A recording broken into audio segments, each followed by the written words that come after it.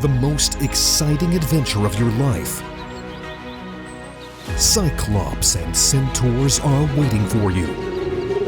Angels will be your guides to the world of miracles. Take the power.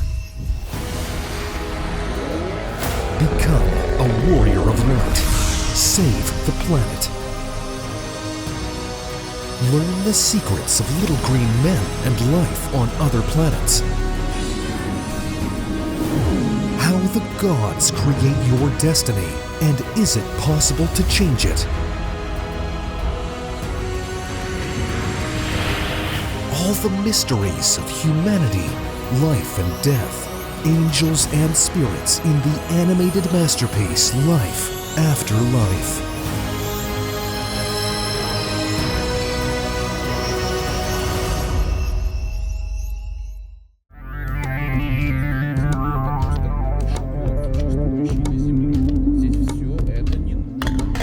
After a warm meeting, they continued the lesson, moved into the Akasha Chronicle, into the Mayan civilization. They watched a savage ritual of human sacrifice ordered by a priest. The victim's heart was torn out. Standing at the top of a massive conical pyramid, the priest began greedily devouring the still beating heart, growling viciously like a beast. A large crowd of people watched this scene. Yan and the disciples saw how the life force of the sacrifice, in the form of a cloud of energy, passed to the priest. His aura flared up and shone brighter, filled with the power of the deceased. The priest screamed wildly, shaking his hands. Fear me. I am powerful. Now I can fulfill any desire of mine. The crowd fell to their knees. Corpse was thrown from the pyramid, and it rolled down the steps.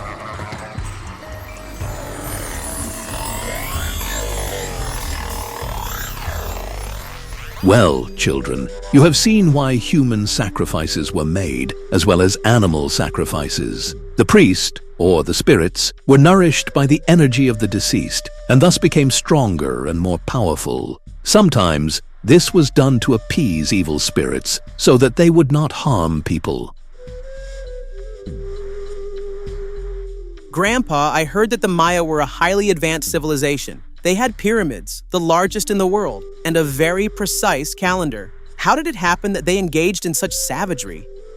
The thing is, the Maya's calendar and pyramids were given to them by extraterrestrials. Any religion, even the brightest, eventually degenerates. For example, Christianity developed the Inquisition and Islam, the Jihad. Religion degenerates and disappears from the world when it is no longer needed. A new, still uncorrupted teaching comes to replace it, and now we can see how this happens. Let us look at how Christianity began.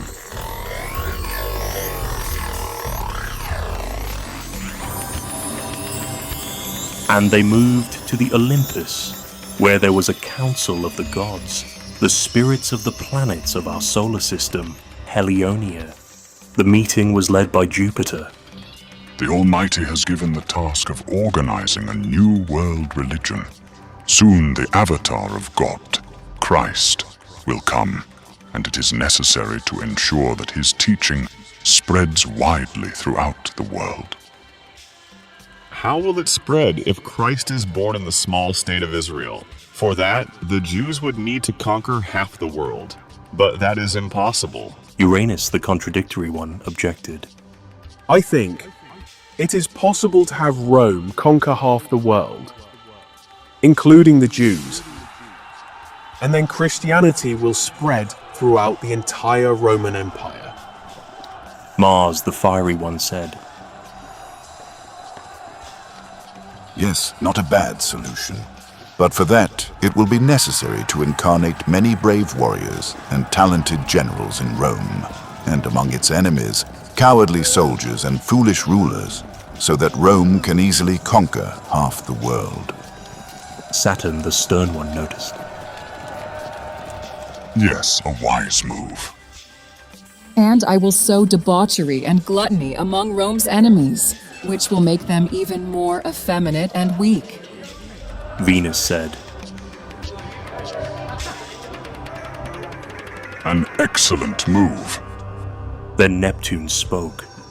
We will need to incarnate many religious people who will be followers of Christ and his apostles. And the more they are oppressed and killed, the stronger they will become.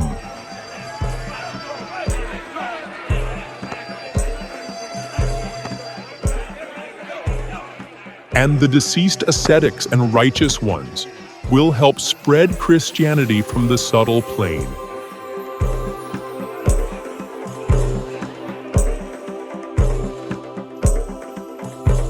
So be it.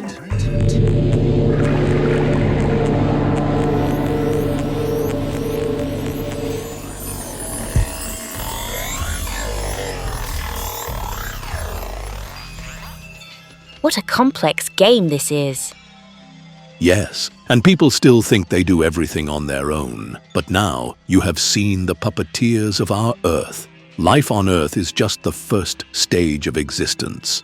Everything else, the most important part, happens after the body dies. Now let us look at another interesting scenario.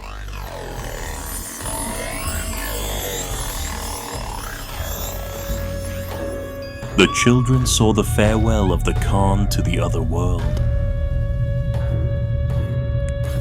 The Khan flew in his subtle body above his corpse, which was being prepared to be buried in a massive burial mound.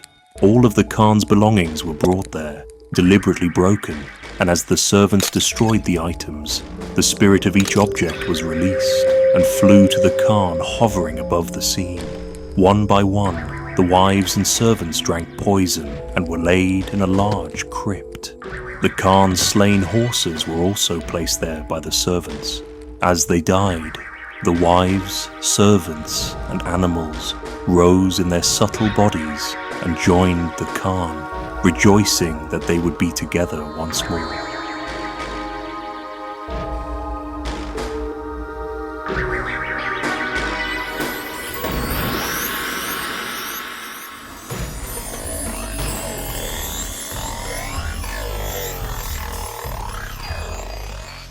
Isn't this some kind of suicide?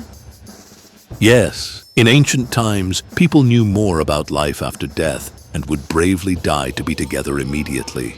But later, the priests began to hide from people the knowledge of what happens after death in order to play on their fears, frighten them with hell, and keep the masses obedient through this.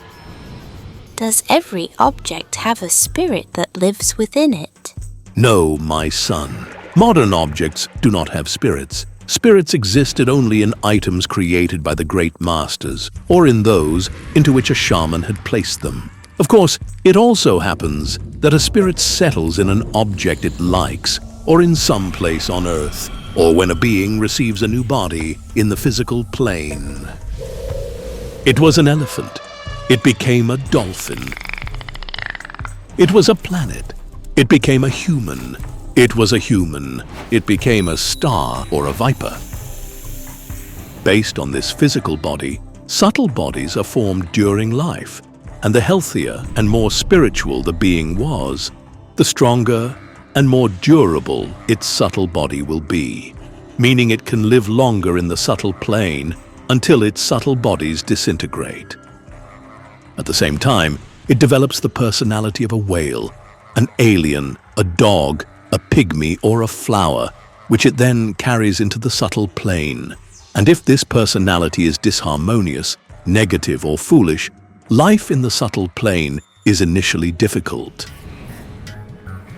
Sometimes this personality is like an Eskimo on skis in the middle of Paris in summer. But gradually, any personality adapts and changes for the better. And that Eskimo ends up walking around in a tuxedo and top hat. And if the personality is highly spiritual, It then moves to higher planes of bodiless existence or merges with God.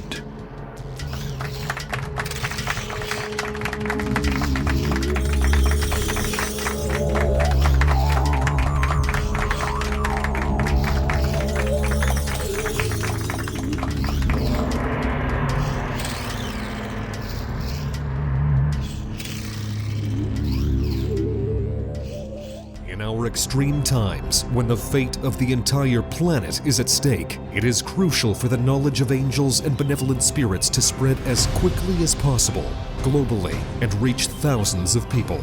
In this way, we can change the future of all humanity. Which is why we are addressing you, dear soul of light. Spread the knowledge about our wise books and films. Share links to videos or cartoons. All of this is available and free. Invite women to individual practices, webinars, and seminars. And the Great Spirit of Light will help you and your family. It will direct an enormous amount of energy to fulfill all your desires. Benevolent spirits and angels will assist you and your loved ones in all matters. A thread of light and love extends from your heart to the hearts of thirsty women, and the creation of good and the dissemination of enlightened knowledge throughout the world begins. Become part of the mission of light. Help people, and God will help you.